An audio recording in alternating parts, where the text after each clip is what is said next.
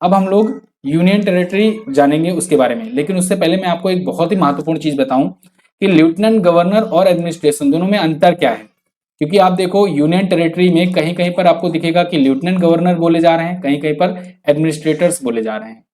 तो देखो, भारत जब गणतंत्र हुआ दोस्तों, तो यूनियन टेरिटरी समय समय पर चेंज होती रही, बनाई जाती रही। अभी के टाइम पर बात किया जाए तो 8 यूनियन टेरिटरी हैं, ठीक है। लेकिन अभी इन 8 में से ना जो 5 हैं, 5 में तो लेफ्टिनेंट गवर्नर नियुक्त किए जाते हैं, ठीक है, और 3 में एडमिनिस्ट्रेटर नियुक्त किए जाते हैं।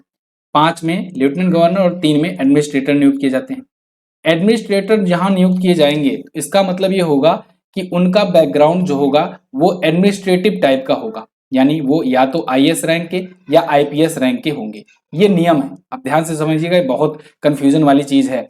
अभी यहाँ पर मैं नियम बता रहा हूँ, उसके बाद बता रहा हूँ आपको नियम का उल्लंघन कैसे हुआ है। तो देखो, आईएएस और आईपीएस रैंक का उसका बैकग्राउंड होना चाहिए एडमिनिस्ट्रेटर में, ठीक है। एडमिनिस्ट्रेटिव वही तो हुआ, देखो एक होता है शासन, एक होता है प्रशासन। शासन मतलब वो जो जनता द्वारा चुन करके जाता है, शासन में रहता है वो। प्रशासन मतलब वो जो प्रशासन, जो शासन के अधीन काम करता है, प्रशासन। जैसे आईएएस हुआ, आईपीएस हुआ, जो पढ़े लिखे लोग होते हैं वो शासन के अधीन काम करते हैं, तो वो प्रशासन कहलाते हैं, और उन्हीं को अंग्रेजी में प्रशासक यानी एडमिनिस्ट्रेटर कहते हैं, ठीक है। तो ऐसे ही 3 जो यूनियन टेरिटरी हैं वहां पर प्रशासक नियुक्त किए जाने का नियम है, और 5 में लेफ्टिनेंट गवर्नर होंगे, ठीक है। लेफ्टिनेंट गवर्नर कौन, जहां पर देखो केंद्र शासित प्रदेश है, तो यहाँ पर जो गवर्नर होंगे वो लेफ्टिनेंट गवर्नर टाइप के होंगे, मतलब केंद्र की ही अंदर सारी शक्तियां होंगी, बस वो वहां पर उसको लागू करवाने का काम करेंगे। तो अब देखो, 5 जो लेफ्टिनेंट गवर्नर वाले जो यूटीज हैं यानी यूनियन टेरिटरीज हैं, उनमें कौन कौन से हैं। उनमें अंडमान निकोबार है, लद्दाख है, दिल्ली है, जम्मू कश्मीर है और पुडुचेरी है। तो ये 5 जो है यहाँ पर तो क्या है, लेफ्टिनेंट गवर्नर। और वहीं 3 यूनियन टेरिटरीज ऐसी हैं, चंडीगढ़, दादरा नगर हवेली और दमन दीव और लक्षद्वीप, जहां पर दोस्तों यहाँ पर एडमिनिस्ट्रेटर नियुक्त किए जाते हैं, ठीक है। अब देखो, ये तो नियम था अभी तक आपने जाना, अब देखो नियम की कैसी धज्जियां उड़ी हैं। अभी क्या हुआ, प्रफुल्ल खोड़ा पटेल, इनको तो नियुक्त कर दिया गया दादरा और नागर हवेली और दमन दीव का इनका एडमिनिस्ट्रेटर, ठीक है। लेकिन नियम क्या होना चाहिए था कि ये आईएएस आईपीएस होते, लेकिन ये आईएएस आईपीएस तो थे ही नहीं, ये तो नेताजी थे। तो ये पहले ऐसे व्यक्ति बन गए हैं जो कि सिविल सर्वेंट नहीं है, यानी इनका बैकग्राउंड सिविल सर्वेंट नहीं है, रेदर ए पॉलिटिशियन है, ये पॉलिटिशियन रह चुके हैं, प्रफुल्ल खोड़ा पटेल जी। चलो 3 में से, अब आप कहोगे सर 3 में से, चलो कोई बात नहीं, एक हट गया, 2 तो अभी बचा ही है। देखो अब क्या होता है कि दिनेश्वर शर्मा जो कि आईपीएस रैंक के ये अधिकारी भी थे, तो इनका डेथ हो गया, ये लक्षद्वीप के प्रशासक थे। तो इनकी जब डेथ हो गई तो फिर प्रफुल्ल खोड़ा पटेल को दे दिया गया एक्स्ट्रा चार्ज, कहाँ का, लक्षद्वीप का भी। तो अब देखो 2 के वो ये हो गए ऐसे व्यक्ति जो कि आईएएस आईपीएस बैकग्राउंड से नहीं है, ठीक है, इतना समझ में आया। चलो आप सोचोगे सर एक तो बचा है, चंडीगढ़ तो बचा है। देखो अब चंडीगढ़ के केस में क्या हुआ, 1985 से 1985 से एक नियम आया था, जिसके तहत क्या हुआ कि जो भी पंजाब का गवर्नर होगा, जो भी पंजाब का गवर्नर होगा वही एडमिनिस्ट्रेटर होगा चंडीगढ़ का बाय डिफॉल्ट, ठीक है। तो अभी पंजाब के गवर्नर कौन है, बनवारी लाल पुरोहित, और बनवारी लाल पुरोहित ये तो पॉलिटिशियन थे, और इनको बाय डिफॉल्ट चंडीगढ़ का भी प्रशासक कर दिया गया।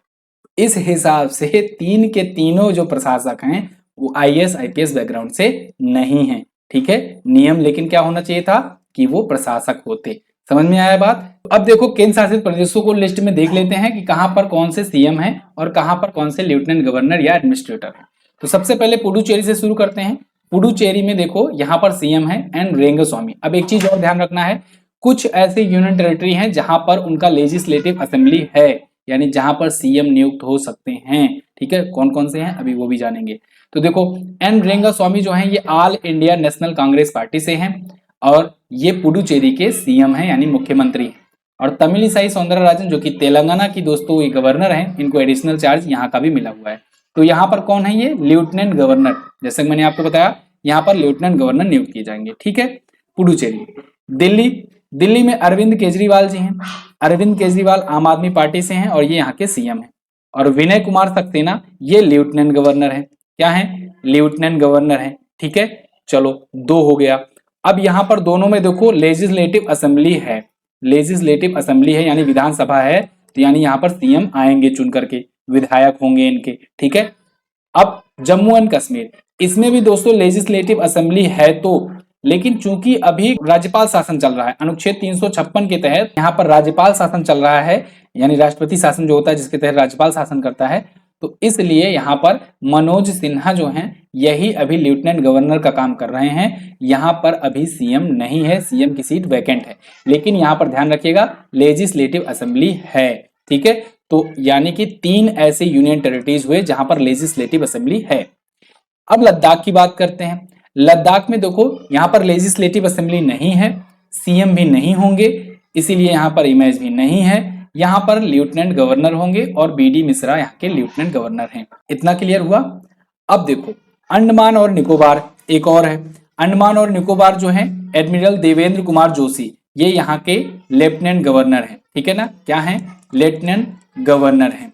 तो ये भी यहाँ पर हैं, और यहाँ पर क्योंकि लेजिस्लेटिव असेंबली नहीं है इसलिए सीएम भी नहीं होगा और उसकी इमेज भी नहीं है। क्लियर। अब देखो 5 तो ऐसे हो गए यूनियन टेरिटरी जहां पर लेफ्टिनेंट गवर्नर है।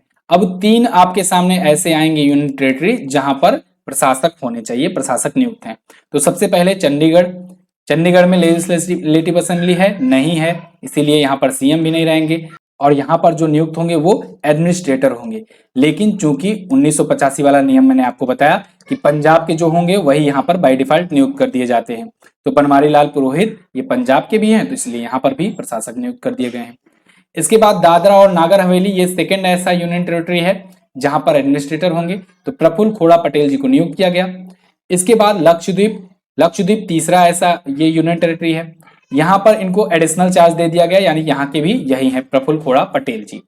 अब प्रफुल्ल खोड़ा पटेल इसलिए यहाँ पर एडिशनल चार्ज पाए हैं क्योंकि यहाँ पर दिनेश्वर शर्मा थे, उनकी डेथ हो गई है, तो उनकी जगह पर ये आए हैं, तो यहाँ पर भी सीएम नहीं है।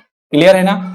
आई होप आपको ये सब कुछ समझ में आ गया अच्छे से कि राज्यों में राज्यपाल और यूनियन टेरिटरीज में उपराज्यपाल और प्रशासक क्यों नियुक्त किए जाते हैं, और इनके पीछे का कारण क्या है, और कहां कहां पर क्या नियुक्त किए जाते हैं।